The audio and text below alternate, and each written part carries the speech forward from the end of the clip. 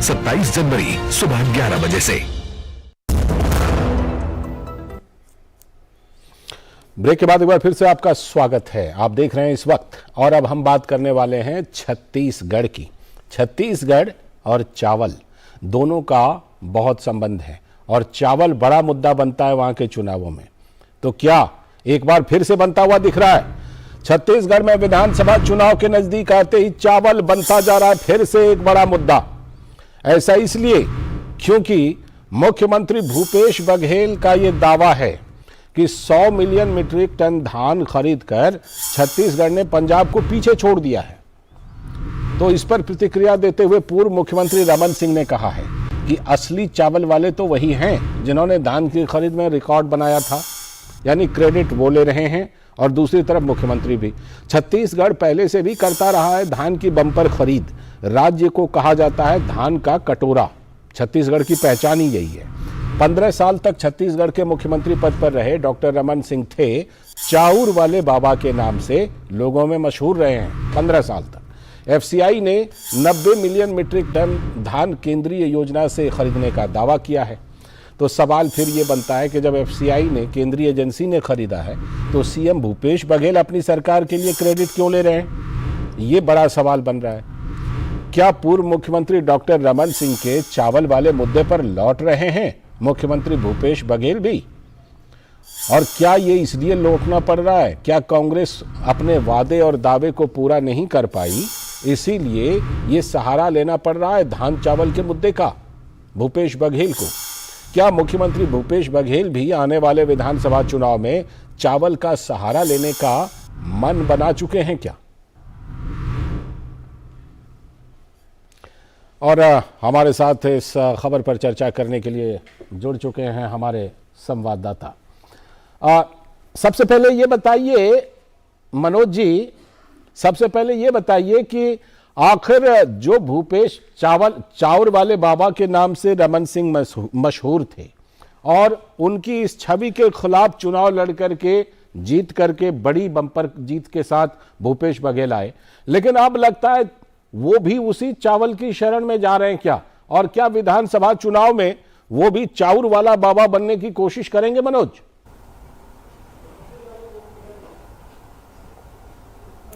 जैसा कि आपने पहले बताया कि राज्य सरकार ने एक नवंबर से इस चावल धान खरीदी की शुरुआत की थी। अभी तक के आंकड़े जो बताते हैं कि राज्य सरकार ने जो आंकड़े जारी किए उसे बताया कि 1 करोड़ मीट्रिक टन से ज्यादा चावल राज्य सरकार ने खरीदा है।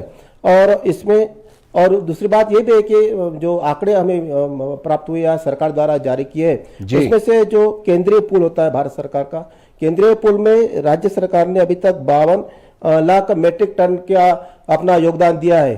तो आने वाले दिन में ये चावल का जो एक मुद्दा है उसी तरफ लौटते हुए एक संकेत हमें इस समय हम दे सकते हैं कि चावल वाले बाबा के इस चावल जो खरीदी की है राज्य सरकार ने, तो उससे हमें एक संकेत जरूर मिल सकते हैं कि आने वाले चुनाव में, विधानसभा चुनाव में एक मुद्दा हो सकता है।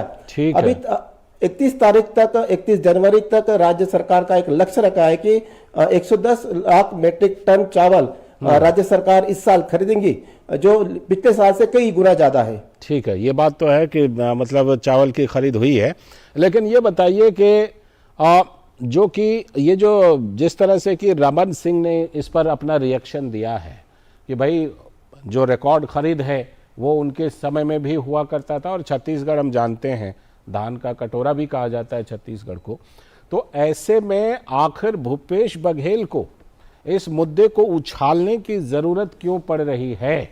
क्या जो इस साल के आखिर में वहां पर विधानसभा चुनाव होना है उसमें वो भी कुछ चावल बांटने वाले या चावल देने वाले की तरह से कुछ ला सकते हैं योजना? क्या ऐसा कुछ संकेत दिया है राज्य सरकार ने या कांग्रेस ने?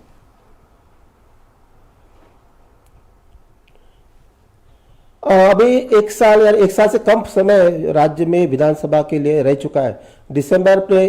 दिसंबर तक ये शायद चुनाव हो, तो ये जो चावल का जो मुद्दा है, तो ये एक हल्का सा संकेत हम कह सकते हैं कि आने वाले विधानसभा चुनाव में इसको भूपेश बघेल इसको एक मुद्दा बना सकता है कि हमने कितना बड़ा चावल इस बार खरीदी किया और किसानों को कितना लाभ दिया गया है। क्योंकि छत्तीसगढ़ राज्य जो है धान का कटोरा कहा जाता है, तो आने वाले समय में अभी ये मुद्दा बनता है कि नहीं, ये कितना, ये तो हमें इलेक्शन के समय चुनाव जब आएंगे उसी समय हम बता सकते हैं, कहा जा सकता है। लेकिन धीरे धीरे शायद भूपेश बघेल जी इस चावल के मुद्दे को भी एक राजनीतिक मुद्दा आने वाले समय में बनाने का संकेत इसी से हमें साफ तौर पर मिलता है। लेकिन सवाल यह भी है कि जिस तरह से केंद्र सरकार लोगों को पहले से ही मुफ्त अनाज दे रही है, पीएम की तरफ से गरीबों को मुफ्त अनाज दिया जा रहा है, राशन दिया जा रहा है, ऐसे में पता नहीं ये कोशिश कितनी कामयाब होगी।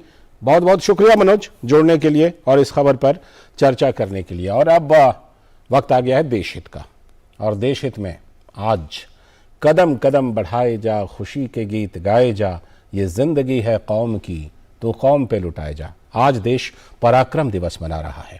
नेताजी सुभाष चंद्र बोस की जयंती के अवसर पर उनको शत शत नमन। तो आपको छोड़ जाता हूं कुछ तस्वीरों के साथ, हमें दीजिए अनुमति। नमस्कार।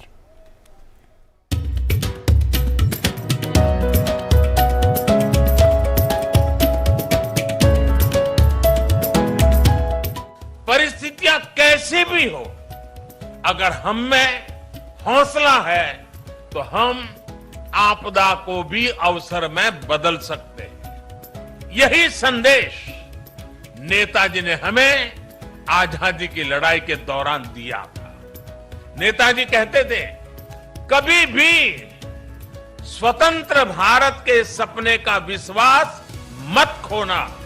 दुनिया की कोई ताकत नहीं है जो भारत को